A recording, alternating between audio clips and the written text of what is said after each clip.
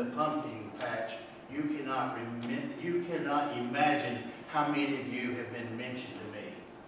People come up and they say, "Oh yeah, I'm into Red Hatters and I know so," or "I'm in so I work with," and your names have come up. They know you, and they know you are associated with this church. And what does that tell me? That tells me that wherever you are, a lot of your life, that you're sharing. That you see the opportunities. You see, it's what Bartimeus said, "Let me see. Let me see." And Jesus says, "Go, your faith has made you well." Jesus' question is, what do you want from me? That's a great question. What do you want from Jesus? What do you want? Do you want more courage, more peace, better health? What do you want? Just ask. Just ask. Maybe you want better vision. Not necessarily those of us who have, 20/70 or whatever it is that we have. But if you, not talking about corrective lenses of the eyes, but literally corrective lenses that allow us to see the needs of others around us. I have shared earlier with someone here today that I had one of the more unusual weeks. I live a life of interruptions, but I had one of the more unusual weeks this past week from rescuing some women out of the mountains who were stranded up there with a broken down vehicle to doing a funeral for some of our neighbor Baptists who called on me to come to minister and to be with them. And it's just, to have the opportunity to see how we can share God's love. To not be blind. To not be blind and say, "Well, I've already done that before and got a t-shirt. Well, maybe somebody else can do that."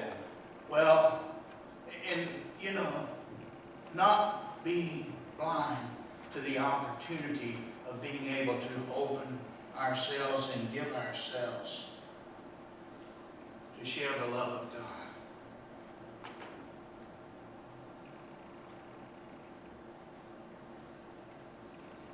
What can I do for you? That's what Jesus is asking. What do you need? I didn't ask you what you wanted. What do you need? More courage, more spirit, more drive. In whatever situation you're in life, and I know as we become more chronologically advantaged, things do change. Maybe you're hunting purpose. Talk with me. Call me. Give me a chance to sit and listen to you for a few minutes. And I promise you, together in prayer, we'll find you the opportunity. A friend of mine, several years ago, a dear brother in Christ, who was in his very last days in a residential care home. And he was absolutely knew he was in his last days. But I went to visit him, and he said, "I'm glad you came." He said, "You've got the answer." I said, "The answer to what, Carl?" And he said, "I've lost my purpose."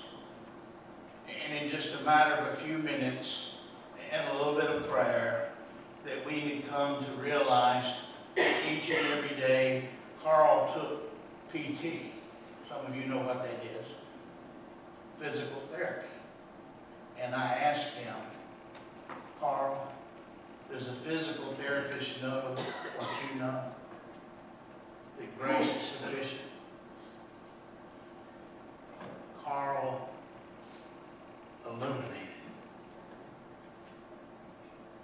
absolutely lighted up. He said this to me. For the first time in my life, I'm looking forward to PT.